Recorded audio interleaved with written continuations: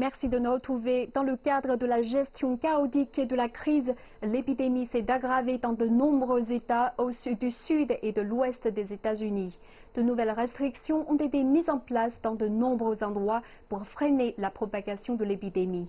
Nous ouvrons ainsi la rubrique Media Focus d'aujourd'hui avec ma collègue Jessica Chen. Bonjour Jessica. Bonjour. La première question, pouvez-vous nous présenter brièvement la situation générale de la pandémie aux États-Unis aujourd'hui? Oui, alors l'épidémie de Covid-19 aux États-Unis s'est aggravée et le nombre de nouvelles infections et de décès par Covid-19 dans les États de la ceinture solaire tels que la Californie, le Texas, la Floride et l'Arizona a fortement augmenté, rapporte le Financial Times. Des experts en santé publique affirment qu'il s'agit de la plus grande catastrophe de santé depuis 1918. Ils soulignent que la cause de la nouvelle vague d'épidémie est que les départements gouvernementaux ont levé à la hâte les restrictions afin de maintenir l'économie en marche, indépendamment des risques et des retards importants dans les tests, ainsi que la politisation des problèmes tels que le port du masque. Et donc, selon les médias, qui est responsable de la pandémie de Covid-19 aux États-Unis?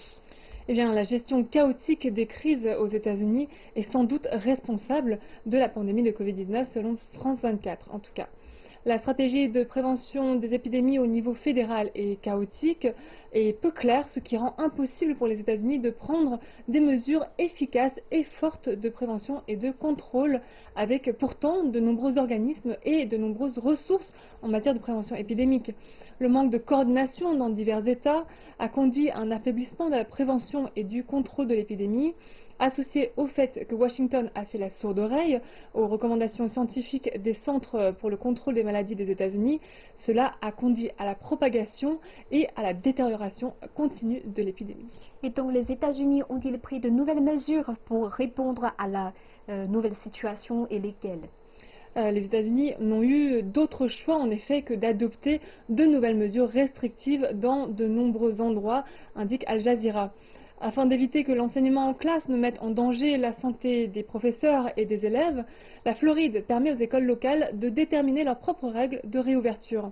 La ville de Chicago a annoncé une interdiction des services intérieurs dans les bars et arrêté les services tels que les coupes de cheveux et les soins qui nécessitent le retrait du masque. La ville de Los Angeles est sur le point d'émettre un nouvel ordre de rester chez soi. L'État de Californie a reporté des événements sportifs tels que des matchs de football qui devaient se tenir en septembre et qui du coup ont été reportés à décembre voire janvier de l'année prochaine. Et donc finalement, selon les médias, quelles sont ou bien seront les bonnes réponses pour faire face à la pandémie? Eh bien, c'est en effet la question la plus cruciale en ce moment. Donc, comment prévenir et contrôler l'épidémie et qui dirigera la prévention et le contrôle de l'épidémie?